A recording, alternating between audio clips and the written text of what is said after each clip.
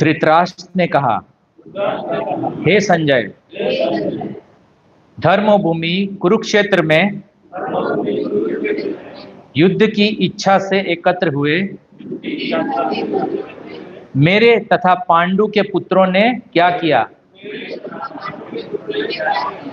तात्पर्य भक्ति वेदांत स्वामी प्रभुपाद के द्वारा। श्रील प्रभुपाद की जय। श्रीमद् भगवद गीता एक बहुपठित आस्तिक विज्ञान है जो गीता महात्म्य में सार के रूप में दिया हुआ है। इसमें यह उल्लेख है कि मनुष्य को चाहिए कि वह श्री कृष्ण के भक्त की सहायता से संवीक्षण करते हुए भगवद गीता का अध्ययन करें और स्वार्थ प्रेरित व्याख्याओं के बिना उसे समझने का प्रयास करें।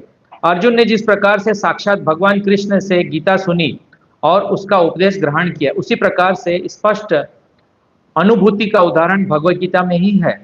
यदि उसे गुरु परंपरा से निजी स्वार्थ से प्रेरित हुए बिना किसी को भगवद गीता समझने का सौभाग्य प्राप्त हो तो वह समस्त वैदिक ज्ञान तथा विश्व के समस्त शास्त्रों के अध्ययन को पीछे छोड़ देता है।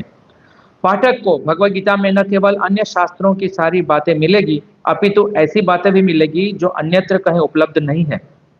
यही गीता का विशिष्ट मानदंड है। स्वयं भगवान श्री कृष्ण द्वारा साक्षात उच्चरित होने के कारण यह पूर्ण आस्तिक विज्ञान है। महाभारत में वर्णित धृतराष्ट्र तथा संजय की वार्ताएं इस महान दर्शन के मूल सिद्धांत का कार्य करती है। माना जाता है कि इस दर्शन की प्रस्तुति कुरुक्षेत्र के युद्ध स्थल में हुई, जो वैदिक युग में पवित्र तीर्थ स्थल रहा है। इसका प्रवचन भगवान द्वारा मानव जाति के पथ प्रदर्शन हेतु तब किया गया जब वे इस लोक में स्वयं उपस्थित थे। धर्म क्षेत्र शब्द सार्थक है क्योंकि कुरुक्षेत्र के युद्ध स्थल में अर्जुन के पक्ष में श्री भगवान स्वयं उपस्थित थे। कौरवों के पिता धृतराष्ट्र अपने पुत्रों की विजय की संभावना के विषय में अत्यधिक संदिग्ध था। अतः इसी संदेह के कारण उसने अपने सचिव से पूछा, उन्होंने क्या किया। वह आश्वस्त था कि उसके पुत्र तथा उनके छोटे भाई पांडु के पुत्र कुरुक्षेत्र के युद्ध भूमि में निर्णयात्मक संग्राम के लिए एकत्रित हुए हैं। फिर भी उनकी जिज्ञासा सार्थक है। वह नहीं चाहता था कि भाइयों में कोई समझौता हो, अतः वह युद्ध भूमि में अपने पुत्रों की नियति भाग्य से के विषय में आश्वस्त होना चाह रहा था। चूंकि वह युद्ध को कुरुक्षेत्र में लड़ा जाना था, इसलिए जिसका उल्लेख वेदों के स्वर्ग के निवासियों के लिए भी तीर्थ स्थान के रूप में हुआ है। अतः धृतराष्ट्र अत्यधिक भयभीत था और इस प्रकार इस पवित्र स्थल का युद्ध के परिणाम पर न जाने कैसा प्रभाव पड़े। उसे भली भांति ज्ञात था कि उसका प्रभाव अर्जुन तथा पांडु के अन्य पुत्रों पर अत्यंत अनुकूल पड़ेगा, क्योंकि स्वभाव से वे सभी पुण्यात्मा थे। संजय श्री व्यास का शिष्य था, अतः उनकी कृपा से संजय धृतराष्ट्र के कक्ष में बैठे बैठे कुरुक्षेत्र के युद्ध स्थल में का दर्शन कर सकता था। इसलिए धृतराष्ट्र ने उससे युद्ध स्थल की स्थिति के विषय में पूछा। पांडव तथा धृतराष्ट्र के पुत्र दोनों ही एक वंश से संबंधित है, किंतु यहाँ पर धृतराष्ट्र के वाक्य से उनके मनोभाव प्रकट होते हैं। उसे जानबूझकर अपने पुत्रों को कुरु कहा और पांडु के पुत्रों को वंश के उत्तराधिकार से विलग कर दिया। इस तरह पांडु के पुत्रों अर्थात अपने भतीजे के साथ धृतराष्ट्र का विशिष्ट मन स्थिति समझी जा सकती है। जिस प्रकार धान के खेत में अवांछित पौधों को उखाड़ दिया जाता है, उसी प्रकार इस कथा के आरंभ से ही ऐसी आशा की जाती है कि वहां धर्म के पिता श्री कृष्ण उपस्थित हो वहां कुरुक्षेत्र रूपी खेत में दुर्योधन आदि धृतराष्ट्र के पुत्र रूपी अवांछित पौधे को समूल नष्ट करके युधिष्ठिर आदि नितांत धार्मिक पुरुषों की स्थापना की जाए। यहाँ धर्म क्षेत्र तथा कुरुक्षेत्र शब्दों की उनकी ऐतिहासिक तथा वैदिक महत्ता की अतिरिक्त यही सार्थकता है। फिर दूसरा श्लोक है, मैं पढ़ता हूं अभी, उसके बाद एक साथ चर्चा करते हैं। दूसरा श्लोक है, अब संजय बोल रहे हैं। दृष्ट्वा तु पांडवानिकं व्यूढ़ं दुर्योधनस्तथा आचार्य उपसंगम्य राजा वचनम विपरीत। संजय ने कहा, हे राजा, पांडुपुत्र तथा सेना की व्यूह रचना देखकर राजा दुर्योधन अपने गुरु के पास गया और उनसे ये शब्द कहे। फिर तीसरा नंबर का श्लोक है, हे आचार्य, अनुवाद पढ़ रहा हूं, हे आचार्य, पांडुपुत्र का विशाल सेना को देखें, जिसे आपके बुद्धिमान शिष्य द्रुपद के पुत्र ने इतने कौशल से व्यवस्थित किया है। ओम ज्ञानतिमिरन्धस्य ज्ञानाञ्जनशलाकया चक्षुरुन्मीलितं येन तस्मै श्रीगुरवे नमः। श्रीचैतन्य मनोभीष्टं स्थापितं येन भूतले स्वयं रूपकदा मह्यं ददाति स्वपदान्तिकं। वन्देऽहं श्रीगुरो श्रीयुतपदकमलं श्रीगुरुं वैष्णवांश्च। श्रीरूपं साग्रजातं सगण रघुनाथान्वितं तं सजीवं साद्वैतं सावधूतं परिजनसहितं कृष्ण चैतन्यदेवं श्री राधा कृष्ण पादान् सगण ललिता श्री विशाखान्वितांश्च। हे कृष्ण करुणा सिंधु दीनबंधु जगतपते गोपेश गोपिका कांत राधा कांत नमस्तुते। तप्त कांचन गौरांगी राधे वृंदावनेश्वरी वृषभानुसुते देवी प्रणमामि हरिप्रिये। जय श्री कृष्ण चैतन्य प्रभु नित्यानंद श्री अद्वैत गदाधर श्रीवासि गौर भक्तवृंद। हरे कृष्णा कृष्ण कृष्ण हरे हरे, हरे राम राम राम हरे हरे।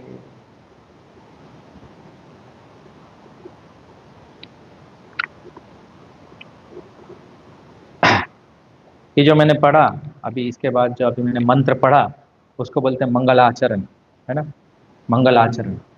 तो आप भी जब पढ़ेंगे तो मंगलाचरण पहले पढ़िएगा, उसके बाद पढ़िए श्लोक नेक्स्ट जो भी जहाँ पे आपने समाप्त किया।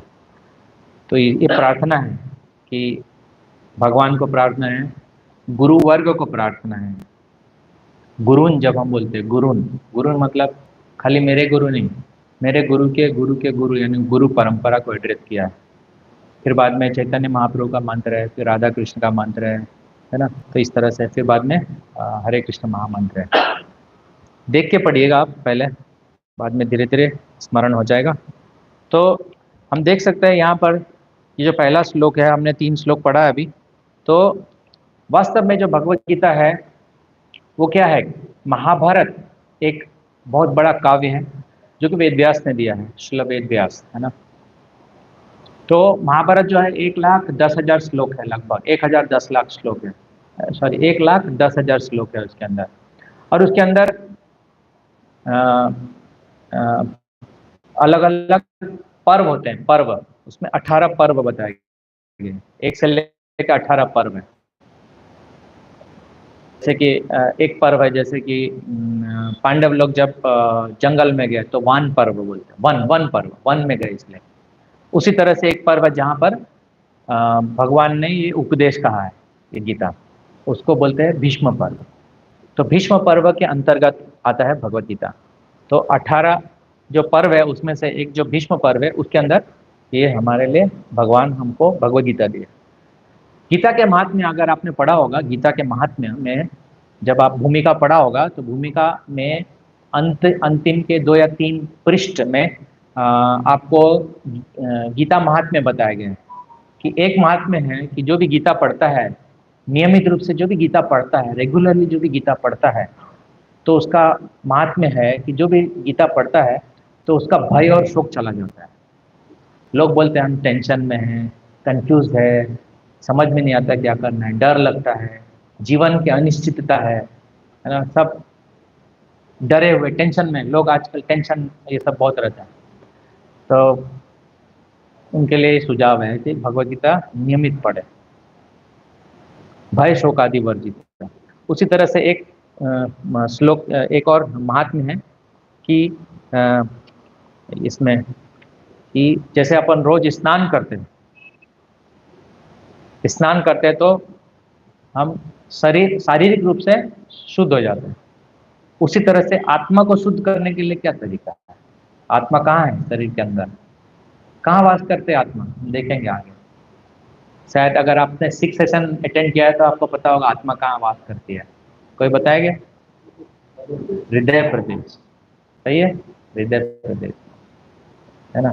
तो तो वो हृदय में जाके उसको तो फिर एंजियोप्लास्टी या एंजियोग्राफी कराना पड़ेगा साफ कराने के लिए, लेकिन नहीं होता, क्योंकि आत्मा क्या है, भौतिक नहीं है।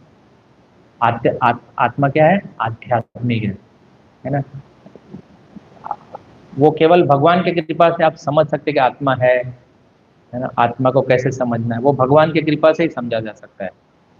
वो हम देखेंगे, कोई आत्मा को आश्चर्य जैसे समझता है, कोई उसको आश्चर्य मानता है, तो इस तरह के आएगा, चैप्टर 2 में आएगा। कैसे समझेंगे, भगवान समझाएंगे तो ही हम समझ सकते हैं, भगवान की कृपा से, है ना। और भगवान का कृपा कैसे मिलता है, यहाँ पर बताया जाएगा आपको कि भगवान का कृपा भगवान के गुरु परंपरा से मिलती है।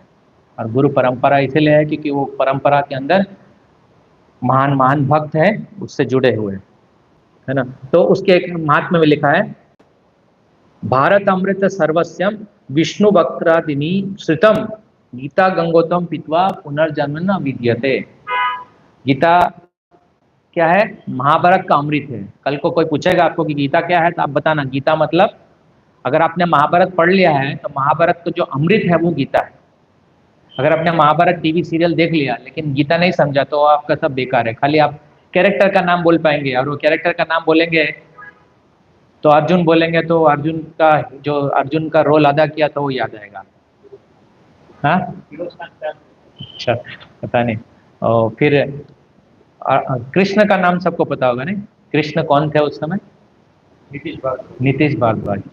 उसी तरह से राम सीरियल में, है ना, तो वो ही याद आएगा। कौन याद आएगा, पुनीत इस्सर आएगा। जब हम सोचेंगे कौन, दुर्योधन, दुर्योधन पुनीत इस्सर याद आएगा, है ना। तो ये छाप है हमारे दिमाग में अंदर कई सालों से, 20-25 साल हो गया ना वो सीरियल देख के। यही कारण है कि हम लोग जो है समझ नहीं पा रहे हैं चीज़ों को, ठीक तरह से समझ नहीं पा रहे हैं, क्योंकि we are not guided properly. कैसे, मैं आपको बताऊंगा आपको, ठीक है। मैं अभी बता देता हूँ कि गीता गंगोत्वम पीत्वा पुनर्जन्म विद्यते। गीता ऐसा गंगा जल है, गंगा जल भगवान के चरण से निकला है कि नहीं। हम देखेंगे बलि महाराज के कथा में, भागवत पुराण में, है ना, भगवान के चरण से किस प्रकार से निकला है। बहुत सुंदर स्कंद है वो, के अंदर आप पढ़ सकते हैं। तो भगवान के चरण से गंगा जल निकली, और ये गीता भगवान के मुख से भगवान का वाणी निकला है, गीत भगवान का गीत है, इसलिए गीता बोलते हैं। गीता बोलने में जैसे कोई शब्द है तो उसमें अलग जाता है, जब एक्चुअली जब हम बोलते हैं तो उसमें जैसे गीत, गीता, गीता गीत है, एक्चुअली भगवत गीत है, लेकिन बोलने में गीता बोलते हैं। तो आप पढ़ेंगे, और इसके अंदर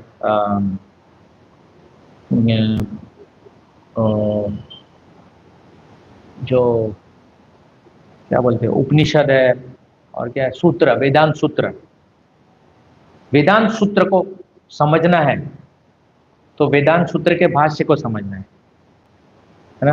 वेदांत सूत्र का भाष्य क्या है पता है, किसी को पता है वेदांत सूत्र का भाष्य, किसी को पता है क्या है?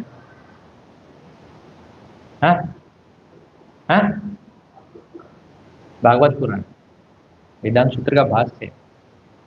भाष्य मतलब वेदांत सूत्र को कमेंट्री, जो वैष्णव आचार्य ने दिया, स्वयं वेद व्यास ने उसको कमेंट्री, जो वेदांत सूत्र का भाष्य है, कमेंट्री खुद ऑथर वेद व्यास ने भागवत पुराण के रूप में दिया। तो भागवत आप समझो, इसलिए हम लोग वेदांत सूत्र नहीं पढ़ते हैं, क्योंकि हमारे आचार्य वेद व्यास ने हमें क्या दिया, वेदांत सूत्र का भाष्य दिया है। जैसे ये भगवत गीता है ना, भगवत भाष्य मतलब क्या हुआ, कोई बोल सकता है भाष्य मतलब क्या? हाँ, भाष्य मतलब उसका एक्सप्लेनेशन, भाष्य का मतलब कमेंट्री। जैसे ये है हमको तात्पर्य, ये जो तात्पर्य है ना वो भाष्य है। तो गीता तो 700 श्लोकों में खत्म हो गया, लेकिन किसको समझा, अर्जुन को समझ में आया। हमें समझ में आएगा जब तक हमें प्रभुपाद जी जैसे आचार्य समझा के नहीं देते। तो ये जो तात्पर्य है ना आप पढ़ रहे हैं वो जरूरी है, नहीं तो गीता नहीं समझ में आएगा।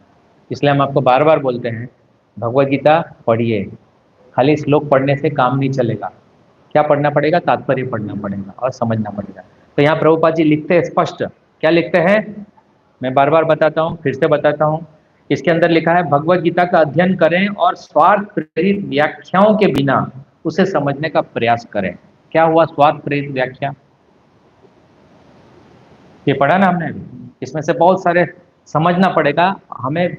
जब हम पढ़ते हैं तो संवीक्षण करना चाहिए। संवीक्षण करना चाहिए मतलब हमें बुद्धि पर थोड़ा बल देना चाहिए कि ये क्या लिखा है इसके अंदर।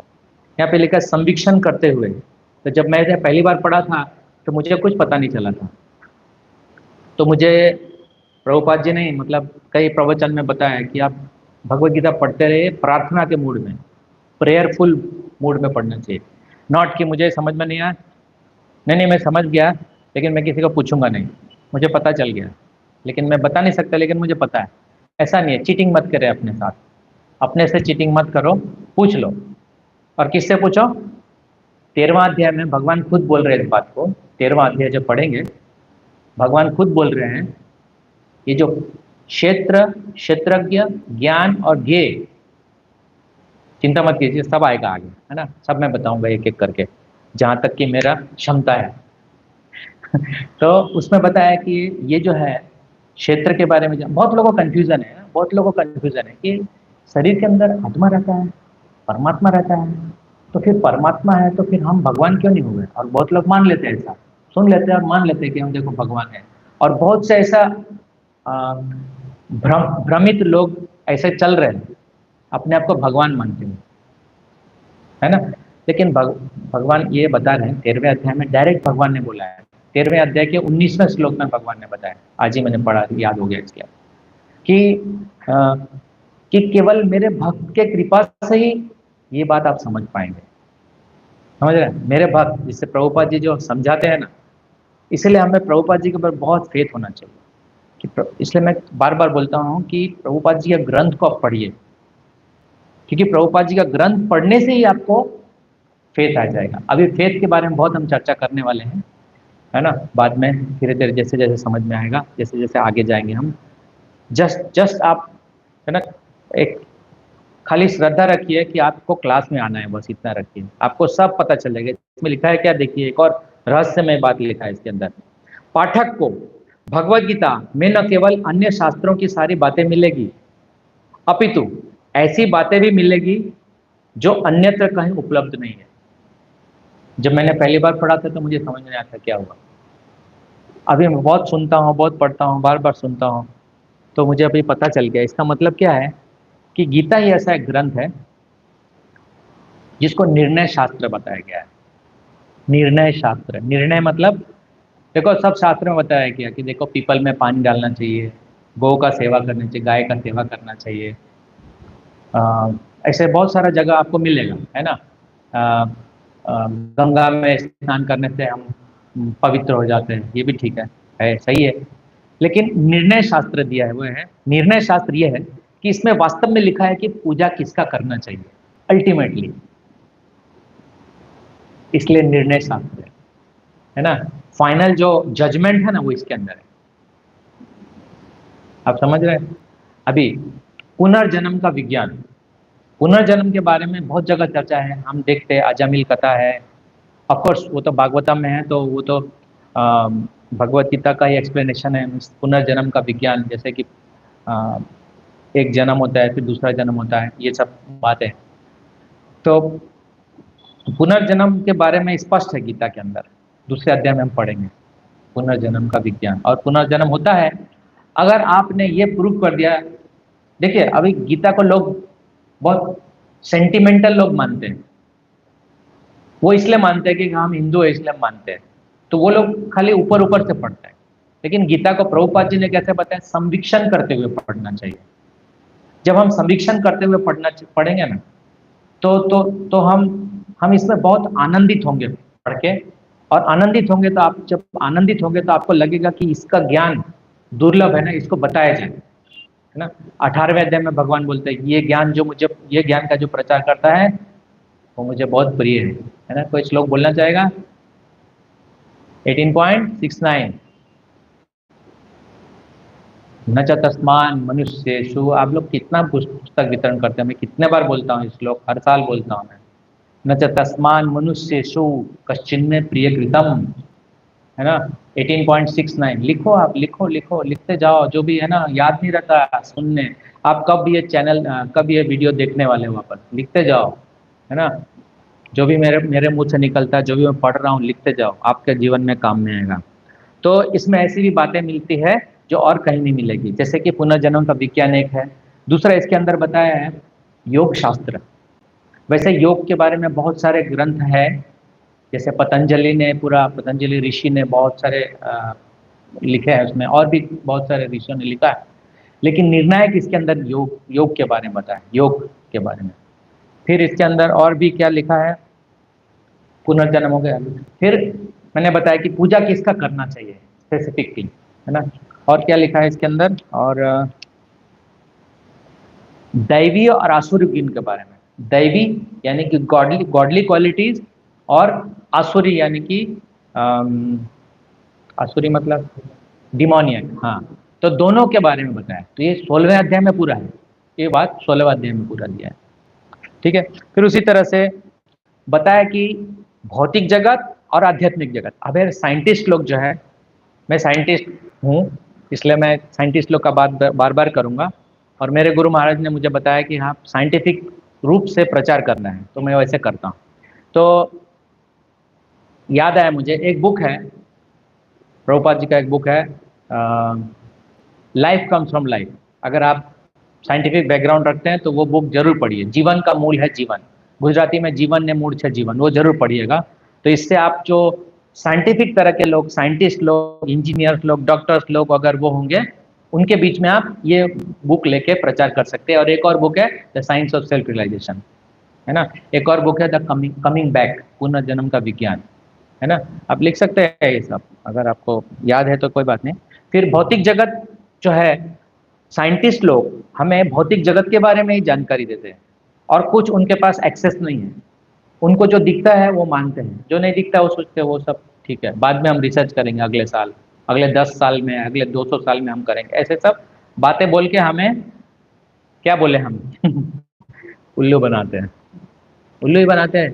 प्रभुपाद जी बोलते हैं, why are you giving us post dated cheques. समझ रहे हैं आप।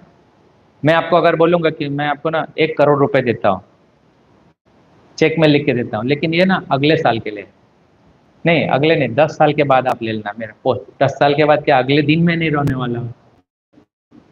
तो ऐसे ही है, साइंटिस्ट लोगों का वाक्य क्या है, पोस्ट डेटेड चेक्स है। प्रभुपाद जी ने कितना स्पष्ट बोल दिया, पोस्ट डेटेड चेक। समझ में आ गया ना आपको, कि खाली आप भविष्य में मतलब सपने मत दिखाओ, ऐसा इसका मीनिंग हुआ। प्रभुपाद जी ने बोल दिया, हमारे लैंग्वेज में बोल दिया, पोस्ट डेटेड चेक्स।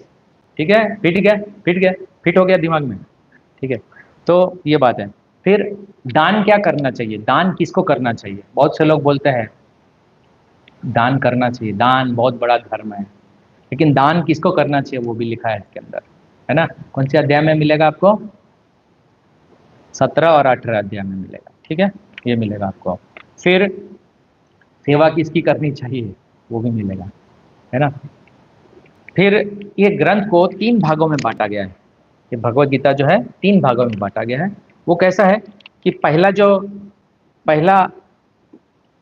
1 से लेके 6, फिर 7 से लेके 12, और 13 से लेके 18, इस तरह से बांटा गया है। मतलब भगवान ने तो एक सीक्वेंस में बोला है, लेकिन जब वेद व्यास ने लिखा है इसको, तब वो इस तरह से, और बाद में हमारे आचार्य ने हमें समझाने के लिए इस तरह से बताया है हमको। तो हमें भी उसी तरह से करना है। कौन है आचार्य हमारे, ये भी समझना है हमें।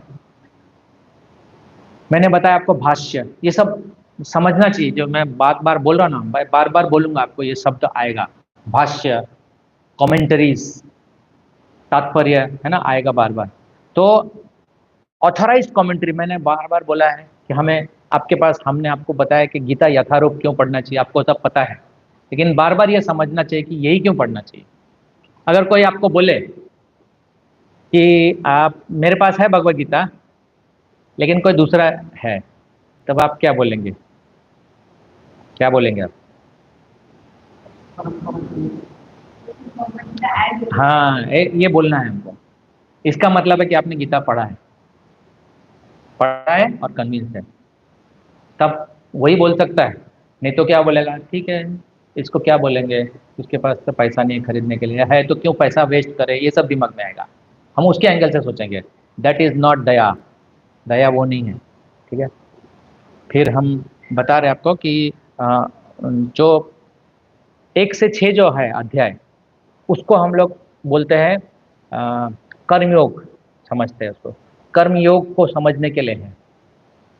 उसके अंदर कर्मयोग, ज्ञान योग, ध्यान योग, सब कुछ है। भक्ति योग भी है उसके अंदर। लेकिन 1 से 6 जो है उसको बोलते हैं कर्मयोग, या फिर इसको आप ब्रैकेट में लिख सकते हैं योग पद्धति, या योगा लैडर बोल सकते हैं।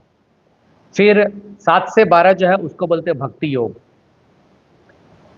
7 से 12। और 13 से 18 को ज्ञान योग बोलते हैं। तो इस तरह से विभाजन है इसका। अब मैं बताऊं कि कॉमेंट्री क्या है। कॉमेंट्री भगवत गीता में आप जब भी पढ़ेंगे ना, तो आपको पता चलना चाहिए कि किसका कॉमेंट्री है। जैसे मैंने आपको बताया, आप किसी को पूछेंगे क्या आपके पास गीता है, वो फट से जवाब दे मेरे पास गीता है। लेकिन 99%, 99 नहीं, 100% लोगों को पता ही नहीं होता कि उनके पास कौन सा बुक है। वो कंफ्यूज जाते हैं, वो बोले कि है एक, क्योंकि किसी को पता ही नहीं ना, किसी को ध्यान ही नहीं है। एक्चुअली क्या है, ध्यान नहीं है, इसको बोलते हैं तमोगुण। समझते हैं? इसके अंदर उसको विचार ही नहीं आ रहा है, क्योंकि ये ना दिव्य ग्रंथ है। हमारा बुद्धि कैसा है, तमोगुणी बुद्धि है। मतलब डिवोटीज का नहीं है, लेकिन जो आमतौर पर जो लोग होते हैं, 99% लोगों का बुद्धि तमोगुणी होता है। इसीलिए वो तमोगुणी विचार करते हैं। जब तमोगुणी विचार होता है, रजोगुणी विचार होता है, तो वो गीता उनके दिमाग में नहीं घुसता है। उनको लगता ही नहीं कि गीता पढ़ना चाहिए, या मतलब इसका प्रायोरिटी ही नहीं है। आप समझे? जब गीता का प्रायोरिटी नहीं है, तो हम लोग कौन से गुण में है, समझ गया ना? आप समझ लेना फिर, है ना? इसलिए जरूरी है, क्लास अटेंड करना जरूरी है ना? फिर मैं आपको बता रहा हूँ कि ऑथराइज कमेंट्री, कमेंट्री बहुत सारे हैं गीता में, है ना? कोई स्पोर्ट्स राइटर भी कमेंट्री लिख रहा है, यहाँ से वहां गया बॉल और यहाँ से वहां छक्का लगा, वही आदमी ने पूरा जिंदगी भर कमेंट्री किया। वही आदमी को बाद में लगता है कि गीता पे भी कमेंट्री करना चाहिए, वो गीता पे भी कमेंट्री करता है, कमेंट्री लिखते हैं जो भाष्य। ऐसे एक प्रभुपाद जी बता देते हैं कि एक कमेंट्री है, नाम इंपॉर्टेंट नहीं, लेकिन आप समझो क्या है कमेंट्री। एक कमेंट्री है जिसने एक डॉक्टर नेने करके है, प्रभुपाद जी ने जैसे बताया वैसे मैं बता रहा हूँ। डॉक्टर नेने बॉम्बे के एक कोई डॉक्टर थे, उन्होंने गीता पे कमेंट्री लिखा है। तो उनके हिसाब से, उनका बुद्धि के हिसाब से, गीता इज नथिंग बट, क्योंकि वो डॉक्टर है, तो Gita is nothing but a talk between doctor and patient. ठीक है? तो ऐसे कितने सारे कमेंट्री है, 700 से ज्यादा कमेंट्री, 700 से ज्यादा। क्या मतलब, दिस मतलब कहने का मतलब है कि आप समझिए कि लोग कितना विचलित है, लोग अपना बुद्धि को किस तरह से दुरुपयोग करते हैं। यथारूप जो ज्ञान है उसको स्वीकार करने के बदले में वो सोचते हैं मैं ही लिख देता हूँ गीता में कमेंट्री,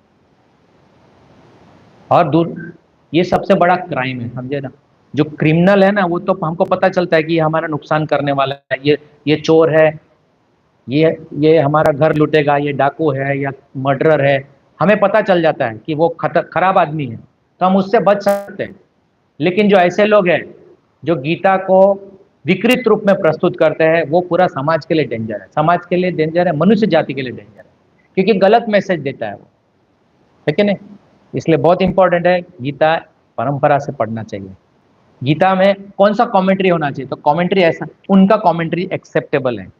कैसे, कौन लोग, जैसे हम लोग स्वीकार करते हैं, आपने पढ़ा होगा, भूमिका में पढ़ा होगा, मैं आपको याद दिलाता हूँ, मैं पूछूंगा नहीं, याद दिलाता हूँ खाली, कि आपने पढ़ा होगा कि प्रभुपाद जी लिखते हैं कि कृष्ण भगवान का जो उपदेश है उसको सब लोग मानते हैं, हमारे आचार्य लोग मानते हैं। और आचार्य के नाम बताते हैं प्रभुपाद जी, क्या बताते हैं? मध्वाचार्य, रामानुजाचार्य, विष्णु स्वामी, और कोई आपको याद है? वल्लभाचार्य, निम्बार्क स्वामी, है ना? फिर भक्ति विनोद ठाकुर, विश्वनाथ चक्रवर्ती ठाकुर, है ना? फिर बलदेव विद्याभूषण, श्रीधर स्वामी, ये सब हमारे आचार्य। तो हमें देखना है वो आचार्य का कमेंट्री अगर पढ़ रहा है कोई व्यक्ति तो ठीक है, लेकिन इसमें एक दिक्कत है। क्या दिक्कत है? कि जो आचार्य का कमेंट्री, जैसे मध्वाचार्य, मध्वाचार्य ने कमेंट्री कब लिखा? 1000 साल पहले। तो मध्वाचार्य उस समय थे। अब एक और बता दो, मध्वाचार्य कौन थे? मध्वाचार्य जो है वो कलयुग के अंदर, जैसे हनुमान जी पवन पुत्र है ना, वायु के अवतार, उसी तरह से मध्वाचार्य जो वायु के अवतार है। और पांडव में वायु के अवतार कौन है? तो वो भीम थे। भीम फिर से आए कलयुग में। क्यों? क्योंकि पांडव लोग तो क्या करते हैं? धर्म का प्रचार करते हैं। तो जो मध्वाचार्य हैं वो फिर से आए भीम के रूप में, मतलब भीम जो मध्वाचार्य के रूप में आए। तो उनका क्या कार्य है? भगवान का प्रचार करना। उस समय जब द्वापर युग चल रहा था तो शस्त्र लेके करते थे। अभी कलयुग में क्या है? शास्त्र। शास्त्र। और वही हमें भी करना है। शास्त्र, शास्त्र लेके प्रचार करना है। जब आप शास्त्र से, अगर किसी को शास्त्र ज्ञान से आप किसी को समझाएंगे तो पराजित हो जाएगा, और यही असली में विजय है। तो हम भी लड़ाई का ही काम कर रहे हैं, हमें भी लड़ाई का काम कर रहे हैं, समझे?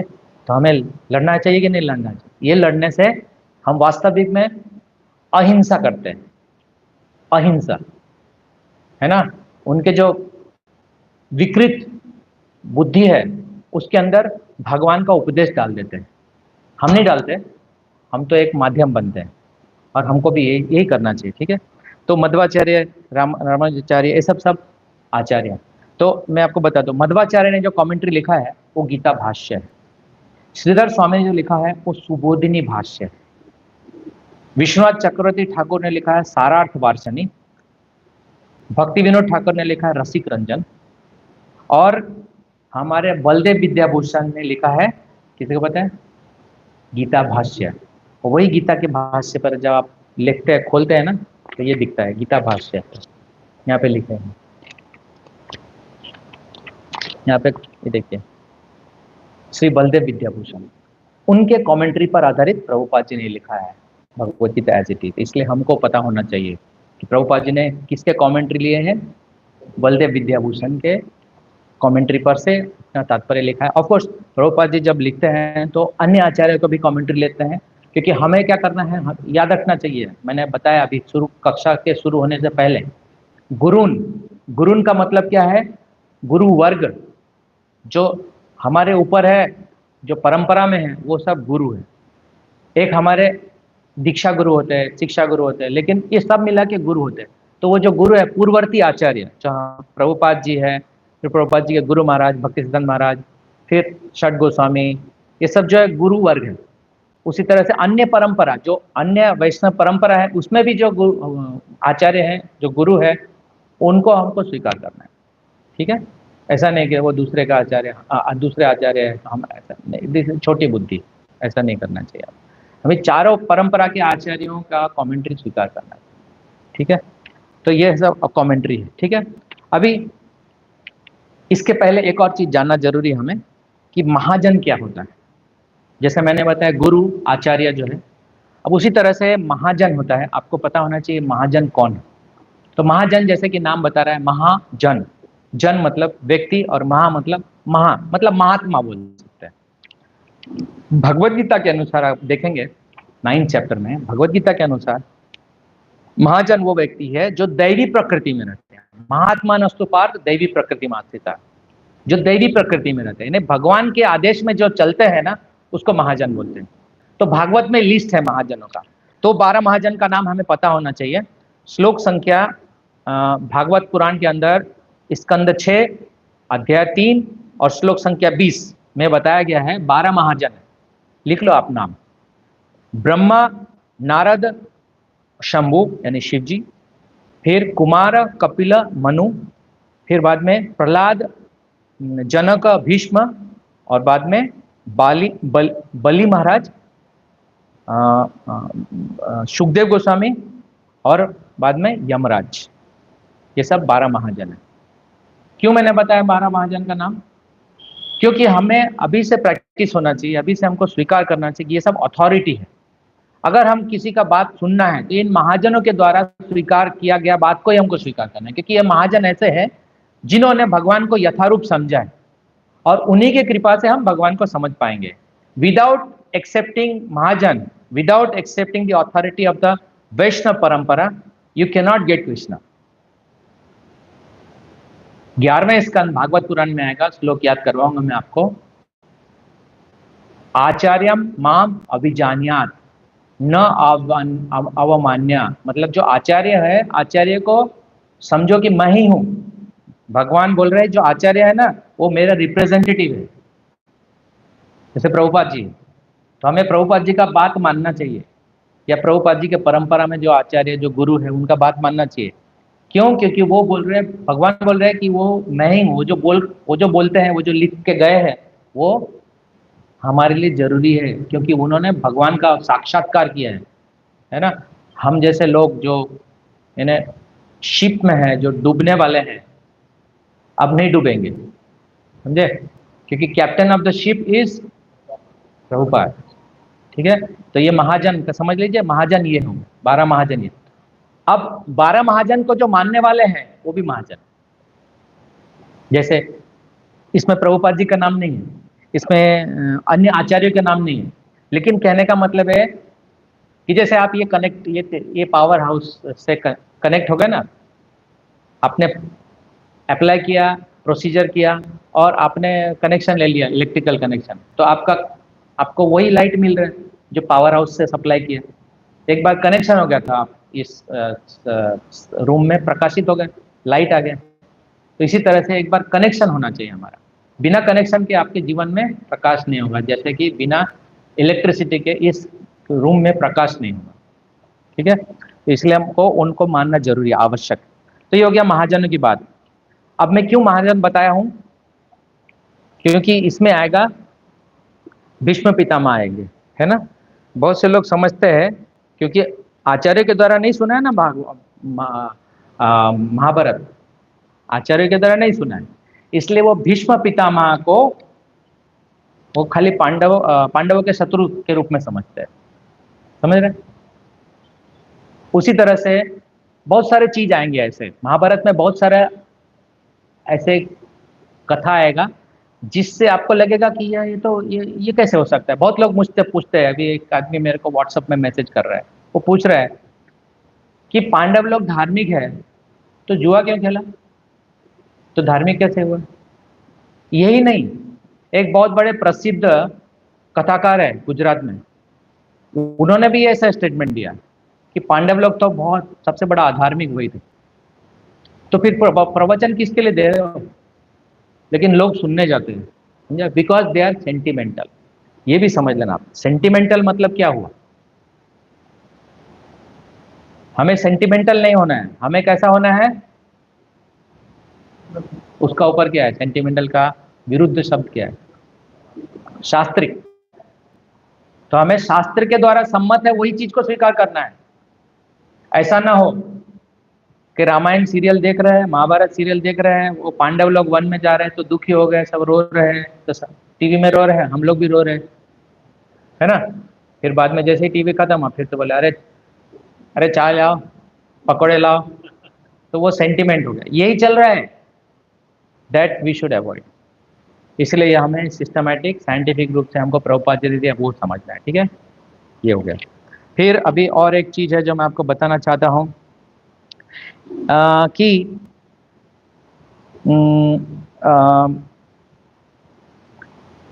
जब बताया जा रहा है कुछ चीज, शास्त्र में बताया जा रहा है, तो हमें आंख बंद करके स्वीकार नहीं करना है, लेकिन और वो आप साइंस में भी करते हैं। साइंस में करते हैं कि नहीं? अभी साइंस इलेक्ट्रिकल इंजीनियर है यहाँ पर, या कोई मेडिकल वाला है, तो मुझे बता सकता है कि क्या किसी ने, अगर कोई मेडिकल वाला है या फिर कोई ऐसे भी जो बीमार पड़ता है उसको पता है, आप लेबोरेटरी में जाते हैं, टेस्ट कराते हैं, अपना कोलेस्ट्रॉल बीपी सब चेक कराते हैं, तो आपको कैसे पता चल रहा है कि वो जो मेजर कर रहा है वो सही है कि नहीं? या फिर समझ लीजिए कि आपके पास रिपोर्ट आया है कुछ तो बीमारी का, तो आप कैसे मान लेते हैं, अरे यार पता नहीं, मैं नहीं मानता। ऐसा होता है? नहीं, आपको मानना पड़ता है। जब रिजल्ट आता है ना तो आप मानते हैं। कितने लोग कोरोना वायरस हुआ था, किसको, कितने लोगों को हुआ था, और कितने लोगों ने कोरोना वायरस देखा है? आपने देखा नहीं था, तो फिर कैसे मालूम है कि हो मेरे अंदर कोरोना वायरस है? आप मानते हैं? तो बहुत सारी चीजें जो आप देखते नहीं है लेकिन आपको मानना पड़ता है। बीमार है, आपको बुखार हो रहा है, लेकिन फिर नॉर्मल क्यों नहीं होते आप नॉर्मल हो जाते हैं। आपका डिसेंट्री हो गया तो क्या हो गया, बार बार जाना पड़ता है टॉयलेट, है कि नहीं। तो आप विवश है, तब आप उस समय मानना पड़ता है कि आप बीमार हैं, है कि नहीं। तो ऐसे जब आप विवश होते हैं तब मानते हैं। छोटे मोटे बीमारियों आप नहीं मानते कि बीमार है आप। वैसे हम सब बीमार हैं। हमको एक रोग लगा है, गीता में पढ़ेंगे, उसको बोलते हैं भव रोग। भव रोग मतलब accepting this material body is itself a disease, ठीक है।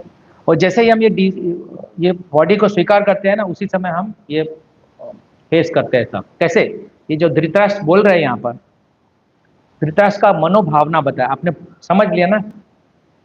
तात्पर्य में बहुत स्पष्ट है कि धृतराष्ट्र ऐसा बोल रहे हैं कि मेरे तथा पांडु पुत्र, उनका मनोभावना स्पष्ट हो रहा है कि वो स्वीकार कर रहा है, मतलब बोल ही दिया है, मन में था वो बोल ही दिया कि पांडु लोग तो अलग ही है। और उनको बिल्कुल, उसको बोलते ईर्ष्या। ईर्ष्या आप समझ, अच्छे से समझ लो, ईर्ष्या वो चीज है जो हमें बीमार करता है। ईर्ष्या होगा, उसके साथ एक शब्द है, एक और साथ है, चलता है, जो है वो अहंकार है। अहंकार, ईर्ष्या सब एक साथ चलता है। एक्चुअली 6 रिपु है। रिपु मतलब समझते हैं, शत्रु। 6 शत्रु एक साथ ही चलते हैं। तो ये यहाँ पर उसका मनोभाव प्रस्तुत हो रहा है कि वो पांडव को, पांडव के प्रति उनका द्वेष है। ईर्ष्या द्वेष एक ही हुआ, ठीक है। और ये होता है, हम सब में है। और this is not the godly qualities. We have to develop another quality. जैसे मैंने आपको बताया कि हम चैप्टर 16 में पढ़ेंगे वो कौन सा क्वालिटी है, महावदान्य, यानी दया। दया वाला जो भाव है वो लाना पड़ेगा हमको, है ना। सब में है लेकिन अलग अलग मात्राएं में, ठीक है। तो इसीलिए जरूरी हमें समझना कि ये लिस्ट लिस्ट क्या है, लिस्ट। तो लिस्ट धीरे धीरे आएगा, है ना। तब हमें धीरे धीरे समझ में आएगा कि ये लिस्ट हम में कितना है और कितना है इसको कम कम करना है। और ये होगा जैसे जैसे आप कक्षा को अटेंड करते हैं, जैसे जैसे मैं आपको बताऊंगा, और कुछ कुछ सेवा करेंगे। और खास है, इंपॉर्टेंट बात है, माला, चैंटिंग ऑफ द हरे कृष्ण महामंत्र। कितने लोगों ने माला किया है, मतलब जिसको पहली बार दिया है हमने माला, हम आपको दिया है। आप 6 सेशन में आए थे, है ना, तो आपको मैंने कुछ बुक्स दिए, है ना, फिर माला दिया सबको। तो कितने लोगों ने माला किए हैं, हाथ उठाइए।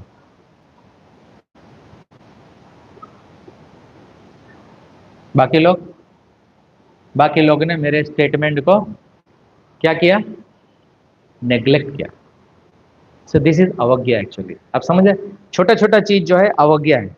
मतलब मैं एक्सपेक्ट नहीं करता हूं कि आप हर बात मेरा मानेंगे, लेकिन जैसे जैसे आपको पता चलेगा ना कि कितना जरूरी है मानना।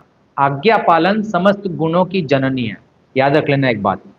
आज्ञा पालन समस्त गुणों की जननी है। समझ रहे आप, हिंदी समझ में है, मुश्किल तो नहीं है। If you obey then all good qualities will automatically develop in you. अब जल्दी समझ में आएगा, अंग्रेजी में बोला था, है ना? ठीक है। तो एक बात याद रखना, ये जो बात हम कर रहे थे, तीसरा पॉइंट जो मैं चर्चा कर रहा हूं इस पे, हमें जो हम सोच रहे हैं हमारे कैलकुलेशन के हिसाब से नहीं हो तो उसको स्वीकारना नहीं है। ये बात याद रखना। जब इसमें आएगा, भगवान बोल रहे हैं यहाँ पर, आप महाभारत में पता चलेगा, जब भीष्म पितामह वहां पर उपस्थित थे, he was the most senior most member of the कुरु डायनेस्टी। तो उस समय उनका उम्र है 446, 456, 456 साल का उम्र था उस समय। तब आप ऐसा मत सोचना कि ये किसी ने ऐसे बोल दिया होगा। अगर आपने बोल लिया कि नहीं नहीं ये बात तो कैसे होगा, हम तो 100 साल तक भी, कैसे होगा, नहीं पॉसिबल नहीं, तो ये सब बात मत करो, है ना। Try to hear and accept what is mentioned in the scripture first. और धीरे धीरे आपको पता चलेगा, जैसे जैसे सतोगुण डेवलप होगा तब आप उस चीज को स्वीकारना शुरू करेंगे। अभी नहीं स्वीकार कर रहे हैं कि इसका मतलब हमें कौन सा गुण ज्यादा है, तमोगुण और रजोगुण है। उसी तरह से आएगा महाभारत में कि दुशासन ने द्रौपदी को का साड़ी खींच रहा था, तो उसमें लिखा है 10,000 हाथियों का बल था उसमें। और ऐसा है, ये कल्पना नहीं है, जो भी कुछ शास्त्र में बताया गया है। भगवान कृष्ण ने 7 साल की उम्र में 7 दिन तक गोवर्धन पर्वत को छोटी उंगली से उठा के रखा, तो ऐसा हुआ। भगवान कृष्ण का महल में 16,108 महल थे और 16,108 रानियों से उन्होंने विवाह किया, तो ये है, फैक्ट है। ठीक है। भगवान कृष्ण के हर रानियों से 10 पुत्र और एक पुत्री हुई, तो उनका पूरा परिवार 1,77,000 था। और भागवत पुराण में लिखा है कि पूरे उनके बच्चों के बच्चों, क्योंकि जब उनका उस समय जब महाभारत हो रहा था युद्ध, उस समय उनका उम्र था 89 years, but he is looking like a young 16-year-old boy. ऐसा ही है, ऐसा ही है। सो हमें समझना चाहिए कि he is not me, he is not like us. वो लोग ऐसे बोलते हैं, देखो वो भी जेल में पैदा हुआ, कोई क्रिमिनल बोलता है या नेता बोलता है वो भी तो जेल में पैदा हुआ, मैं भी जेल गया तो कौन सी बड़ी बात है, भगवान भी गए। So this is nonsense. तो इसलिए ध्यान रखना हमको कि भीष्म पितामह, उसी तरह से नारद मुनि, ये मैं 12 महाजन का बताया, नारद मुनि को सीरियल में, टीवी सीरियल में इस तरह से दिखाया जाता है, पोर्ट्रे किया जाता है कि वो झगड़ा लगाते हैं। This is nonsense actually. अगर हम इस तरह से सुनते हैं कोई भी चीज को, ऑफकोर्स जैसा दिखाया जाएगा वैसे आप सुनेंगे। इसलिए I am not against watching TV and watching movies even though it is religious, because जो रिलीजियस होते हैं, मतलब मैं उसके फेवर में नहीं हूँ कि कोई आप बोलेंगे कि मैंने ये सीरियल देखा, मैंने ये फिल्म देखा, अच्छा था, तो मेरे को उससे ज़्यादा खुशी नहीं होती। क्यों? मेरे गुरु महाराज को नहीं होती है, प्रभुपाद जी को भी नहीं होती है। वो खुश नहीं होते कि कोई ऐसा सीरियल देख लिया, क्योंकि उसको बनाने वाला जो है उन्होंने समझा ही नहीं है, वो अपनी कल्पना के अनुसार कुछ भी बना दिया और आप लोग ने एंटरटेनमेंट के लिए देख लिया। तो हमें नहीं करना चाहिए। इसलिए हमारे यहाँ पर हम खुद डिवोटीज लोग प्ले करते हैं, ड्रामा करते हैं। हाँ, आपने देखा होगा जन्माष्टमी, हम प्रोफेशनल लोग को नहीं बुलाते, हम लोग खुद करते हैं, क्योंकि हमने जानते हैं कि वो भाव क्या है, उस कैरेक्टर में क्या भाव है, क्या फीलिंग है और क्या कमेंट्री में बोला गया है, इस हिसाब से हम करते हैं। This pleases Krishna the most, this pleases the Acharya most, इसलिए हम ये करते हैं, है ना। तो चीजों को उसी तरह से स्वीकार करना चाहिए जैसा कि हमें बताया गया है। इसके बारे में छोटा सा कहानी है, बताऊंगा मैं, छोटा सा कहानी है। एक व्यक्ति, बहुत बुद्धिमान व्यक्ति था, उसके पास एक मुर्गी था जो सोने का अंडा देती थी। तो सोने का अंडा तो बहुत फायदेमंद था, तो उसने बोला सोने का अंडा तो बहुत अच्छा है, लेकिन उसके दिमाग में और दिमाग तेज चलने लगा। उसने सोचा कि सोने का अंडा दे रहा है, लेकिन मेरे को पीछे का वाला भाग में से अंडा मिलता है, अच्छा है, लेकिन सामने में मुझे खिलाना पड़ता है, वो मुझे महंगा पड़ता है। तो मैं क्या करता हूँ, सामने वाला भाग काट देता हूँ और पीछे वाला का भाग यूजफुल है मेरे लिए। तो वैसा किया उसने, उसका बुद्धि तामसिक, उसने ऐसा कर दिया। उसके बाद अब क्या हो गया, न मुर्गी रही ना अंडा रहा। तो वैसा ही बहुत से लोग गीता पढ़ते हैं, वो बोलते हैं अध्याय 1 क्या जरूरत है पढ़ने का, 12वां पढ़ेंगे, क्यों? 12वें में भक्ति योग है। या कोई भी ऐसे, बहुत से लोग ऐसे बोल रहे हैं, मैं रोज 12वां अध्याय पढ़ते हैं, रोज 7वां अध्याय पढ़ते हैं, रोज 6वां अध्याय पढ़ते हैं। ऐसा नहीं है। गीता जो है भगवान खुद है इस ग्रंथ में, इसलिए हर एक चीज इंपॉर्टेंट है। इसलिए अध्याय 1 इंपॉर्टेंट इसलिए है क्योंकि जहां कृष्ण है वही इंपॉर्टेंट। यहाँ पे कृष्ण भगवान युद्ध में है। कुछ लोग ऐसे बोलते हैं हम चैप्टर 1 इंपॉर्टेंट नहीं है। आप देखना कितना इंपॉर्टेंट है, अगले बार जब मैं आपको बताऊंगा चैप्टर इंपॉर्टेंट कितना है। ठीक है। तो यहाँ पर जो अभी बात हुआ कि यहाँ पर सैन्य निरीक्षण चल रहा है, तो अभी इसके बाद ये जो है संजय ने बताया कि कैसे दुर्योधन जो है अपने जो